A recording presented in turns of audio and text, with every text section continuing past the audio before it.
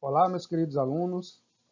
Vamos iniciar hoje nossa aula de Perspectiva Humanística, a Escola das Relações Humanas, onde a gente vai aprender a compreender a mudança dessa teoria administrativa. Vamos dar ênfase das tarefas, estrutura, para a ênfase das pessoas. Essa mudança nós vamos entender como é que ela aconteceu.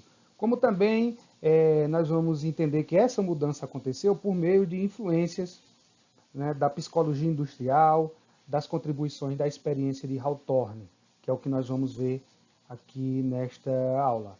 Vamos também conhecer as decorrências da teoria das relações humanas, enfatizando a motivação e a liderança e a comunicação. Então, pessoal, a abordagem humanística, ela nasce por volta de 1930, com um movimento de oposição à teoria clássica, que era vista principalmente pelos trabalhadores sindicalistas e a época, sindicalistas da época, né, como exploradores desumana, certo? Essa teoria, pessoal, ela traz consigo uma verdadeira revolução para a administração. Né? A ênfase, ela passa da tarefa ou estrutura, né? E o foco passa a ser as pessoas. Né? A máquina, a sistemática de trabalho e a organização formal, ela dão lugar aos aspectos comportamentais, sociais e psicológicos das pessoas em ambiente de trabalho. Então, nós vamos ver aí os principais estudiosos, né, da teoria. Aí a gente tem a Mary Parker, né, que nós temos aí a Maria Parker, o Robert Owen, Oliver Sheldon, Chester Iver Barnard, são os precursores da teoria das relações humanas, com as suas importantes experiências, né, que serviram como uma preparação para a implantação dos ideais da escola humanística ou das relações humanas. Né? Fatores como o enfraquecimento do sindicalismo, expansão da filosofia do humanismo industrial, as experiências de Hawthorne, elas motivaram este movimento.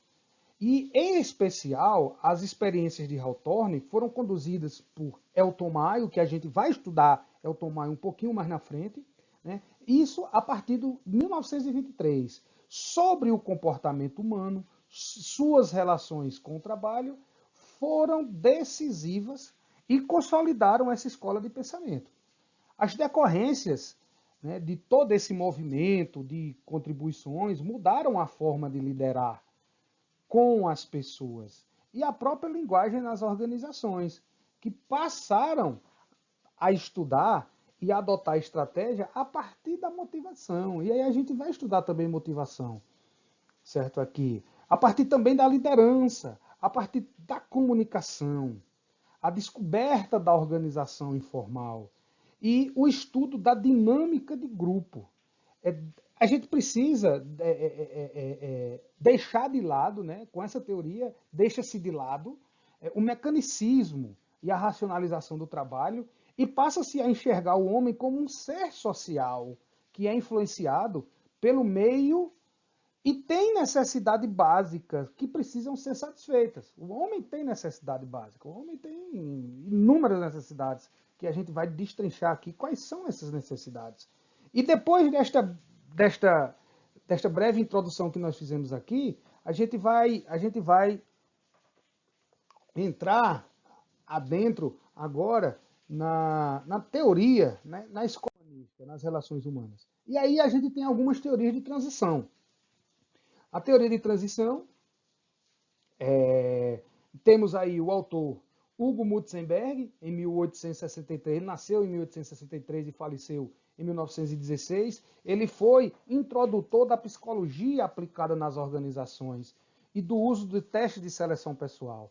A psicologia aplicada à administração, vocês estudaram já estudaram, ou se não estudaram, vão estudar, né, claro, é uma das disciplinas do curso de administração, certo? Ordway Teed, ele em 1860, faleceu em 1983, ele foi o pioneiro a tratar da liderança democrática na administração. Nós vamos daqui a pouquinho saber o conceito e liderança democrática. Mary Parker Fowler, ele introduziu a lei da situação. A situação concreta é que deve determinar o que é certo e o que é errado, e que toda decisão é um momento de um processo e se torna importante conhecer o contexto desse processo. Nós temos Barnard, Chester Barnard, nasceu em 1886, faleceu em 1961, e ele introduziu a teoria da cooperação nas organizações. Como as pessoas têm limitações pessoais, biológicas, físicas e psicológicas, elas precisam superá-las por meio de trabalho conjunto. Então, essas foram as teorias de transição que são utilizadas aqui na teoria das relações humanas, certo? E aí a gente tem um destaque que a gente não pode deixar de falar, é em Mary Fowler. Né? Ela se destaca antecipando muito dos conceitos e as conclusões da experiência de Hawthorne. Nós vamos daqui a pouquinho estudar Hawthorne, que estudaremos mais adiante. A gente vai estudar um pouquinho Hawthorne, a gente vai entender como foi essa experiência que foi muito importante para a teoria das relações humanas.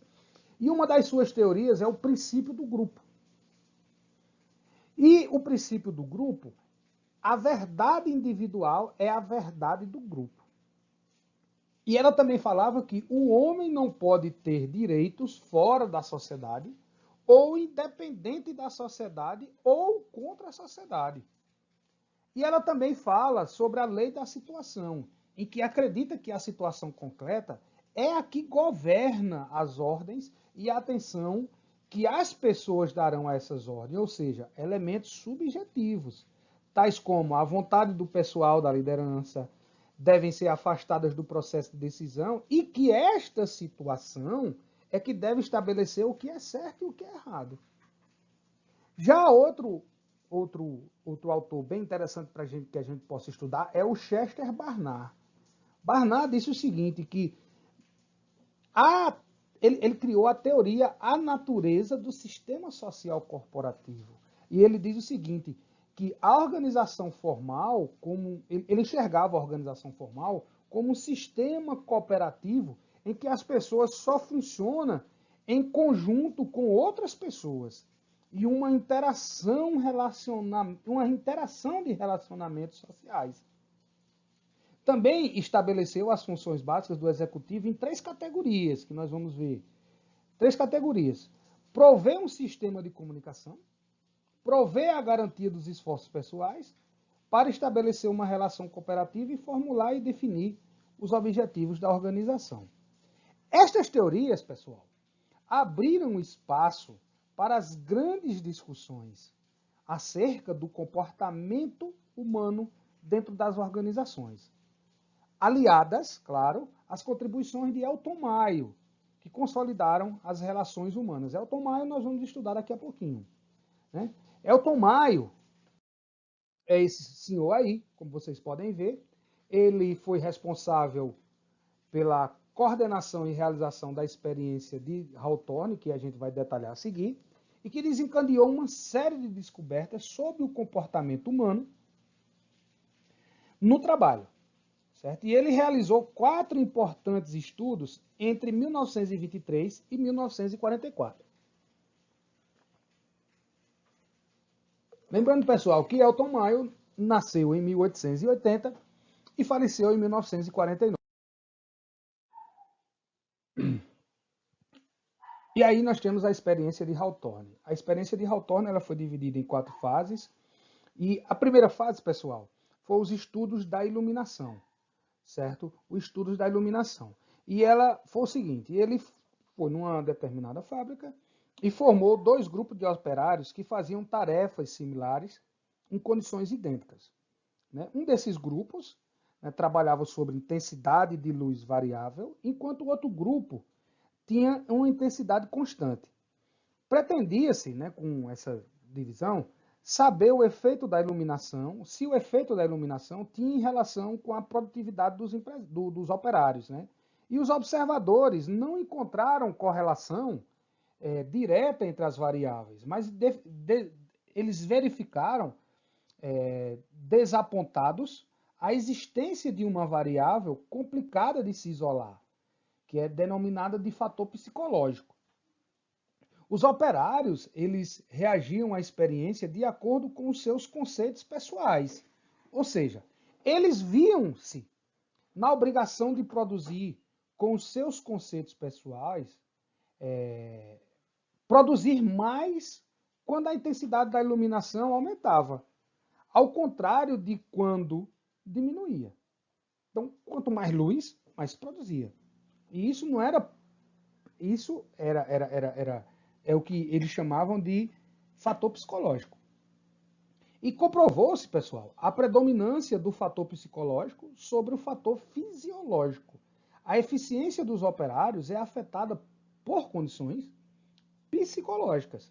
E a partir disso, os pesquisadores eliminaram esta fase da experiência por acreditar que os estudos poderiam ser atrapalhados. Então, foram para a segunda fase. Na segunda fase, foram os estudos da sala teste, em 1927, onde foi criado um grupo de observação, ou que a gente pode chamar de grupo experimental. 5 moças montavam relés de lâmpada, enquanto uma sexta operária fornecia peças para abastecer o trabalho. Então, eram seis moças, 5 faziam as peças e uma alimentava as outras que estavam trabalhando. O equipamento de trabalho era idêntico ao utilizado no departamento, apenas incluindo, pessoal, um plano inclinado com um contador de peças que marcava a produção em fita perfurada. Ele ficava marcando o que todo mundo estava produzindo. E era a única diferença. E a produção foi o índice de comparação entre o grupo experimental, que estava sujeito a condições de mudança no trabalho, e o grupo de controle, que era o trabalho em condições constantes. O grupo experimental, pessoal, tinha um supervisor, como um grupo de controle, além de um observador que permanecia na sala e observava o trabalho, e assegurava o espírito de cooperação entre as moças. Elas foram convidadas para participar da pesquisa,